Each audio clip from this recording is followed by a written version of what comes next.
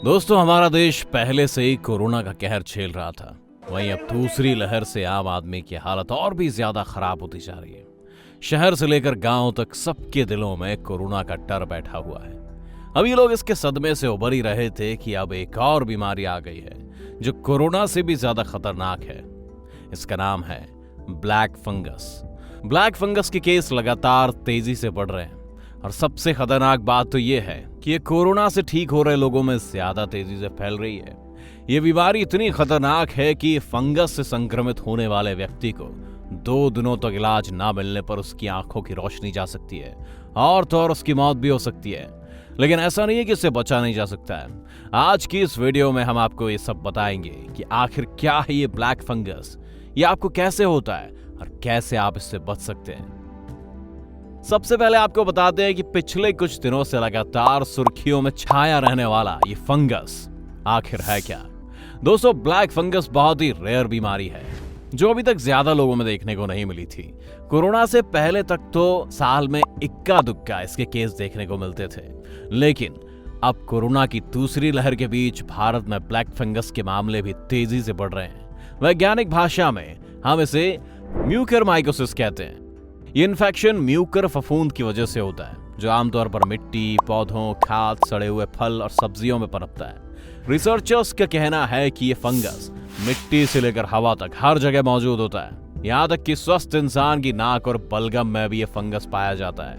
इन दिनों black fungus इसलिए भी चर्चा का विषय बना हुआ है क्योंकि ये कोरोना से ठीक हुए मरीजों में सबसे ज्यादा दिखाई दे रहा है। और तो और अब मामला सिर्फ ब्लैक फंगस तक ही सीमित नहीं है, बल्कि अब तो लोगों में व्हाइट फंगस और येलो फंगस भी देखने को मिल रहा है।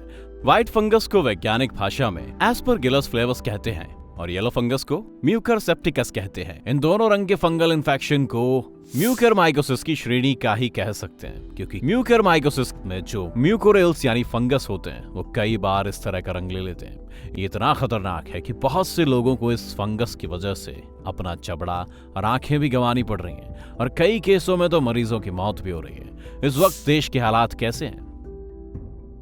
जिस दिन ये वीडियो बन रही है उस दिन तक भारत में इस जानलेवा ब्लैक फंगस के 11,700 से अधिक मामले सामने आ चुके हैं। अब कोरोना के केसों की तुलना में ब्लैक फंगस के मरीजों की संख्या कम तो है, लेकिन इसकी स्थिति बहुत भयानक है। सबसे ज्यादा खतरे की बात तो यह है कि जहां कोरोना की मृत्यु दर सिर्फ 1.1% है, वहीं ब्लैक फंगस की मृत्यु दर करीब 50% तक बताई जा रही है।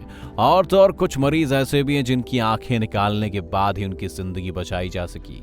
आसान भाषा में कहें कि अगर आपको ये बीमारी होती है तो 50% चांस है कि आपकी मौत हो जाएगी, और अगर जिंदगी बची भी तो आपको अपने शरीर के किसी अंग से हमेशा के लिए हाथ धोना पड़ सकता है। लेकिन डरने से काम नहीं चलेगा, आप इससे बच भी सकते हैं। इसीलिए वीडियो को बिना स्किप किए पूरा देखना, क्योंकि आपके ये कुछ मिनट आपकी और आपके परिवार की जान बचा सकते हैं। देश में ब्लैक फंगस के आधे से अधिक मामले पश्चिमी राज्य गुजरात और महाराष्ट्र में दर्ज किए गए हैं। इसके अलावा कम से कम 15 अन्य राज्यों में भी 800 से 900 मामले सामने आए हैं। तेजी से बढ़ते फंगस इन्फेक्शन के कारण केंद्र सरकार ने सभी राज्यों से इस बीमारी को महामारी घोषित करने के लिए कहा है।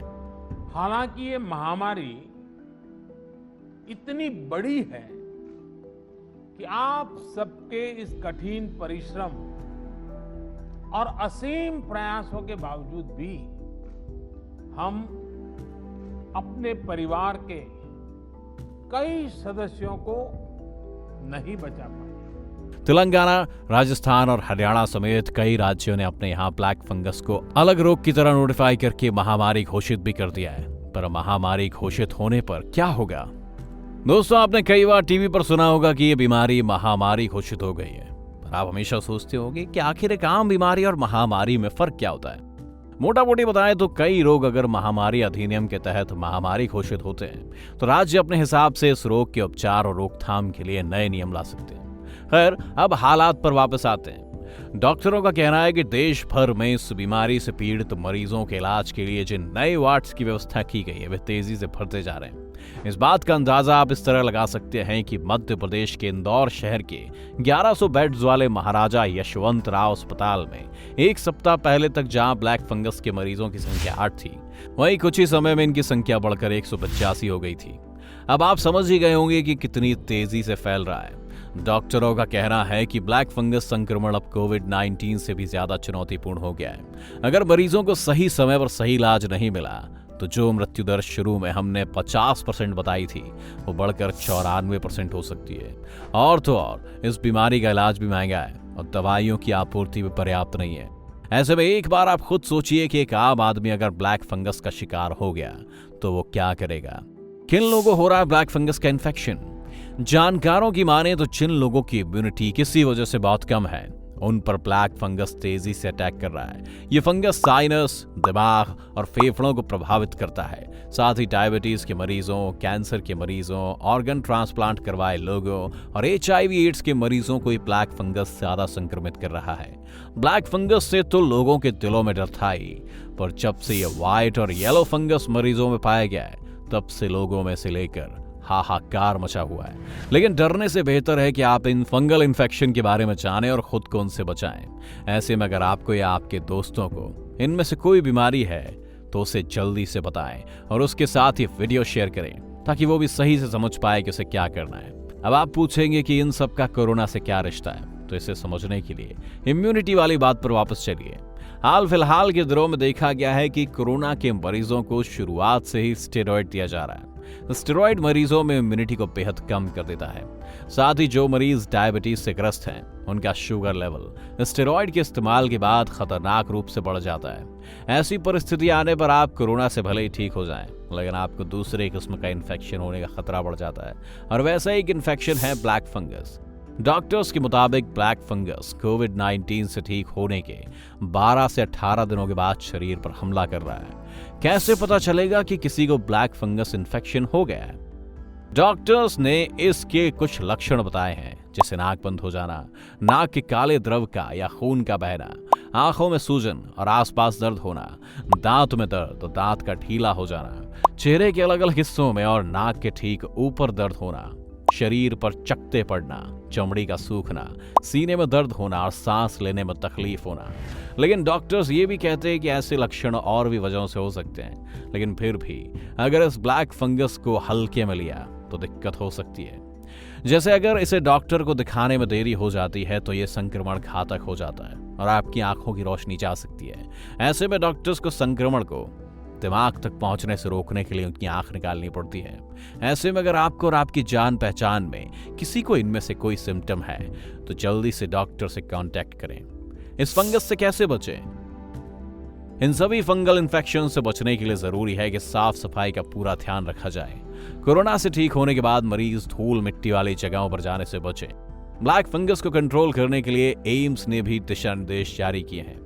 अपने दिशा निर्देश में एम्स ने बताया है कि लक्षण आने पर सबसे पहले तो जल्द से जल्द डॉक्टर से बात करें। आंखों के स्पेशलिस्ट या मरीज का इलाज कर रहे डॉक्टर से फौरन सलाह लें।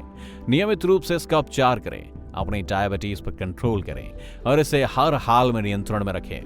रेगुलर मेडिकेशन और डॉक्टरों से परामर्श के बाद ही कोई भी मेडिकल ट्रीटमेंट लें।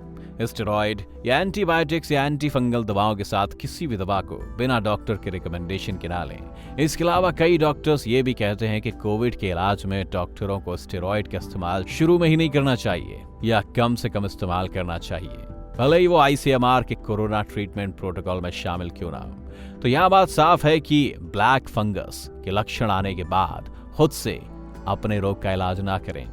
लक्षण कई वजहों से हो सकते हैं, डॉक्टर से मिलें और डॉक्टर का बताया इलाज ही करें। खुद डॉक्टर बनने की कतई भी कोशिश ना करें। इस फंगस से जुड़ी और कोई जानकारी आपके पास हो तो कमेंट के जरिए हमारे साथ शेयर कर सकते हैं। अगर आज की वीडियो आपको पसंद आई हो तो इसे लाइक करने के साथ साथ अपने दोस्तों और रिश्तेदारों के साथ शेयर जरूर कर दें। फिलहाल के लिए इतना ही। अभी के लिए हमें दीजिए इजाजत। आपसे मुलाकात होगी अगले वीडियो में। शुक्रिया।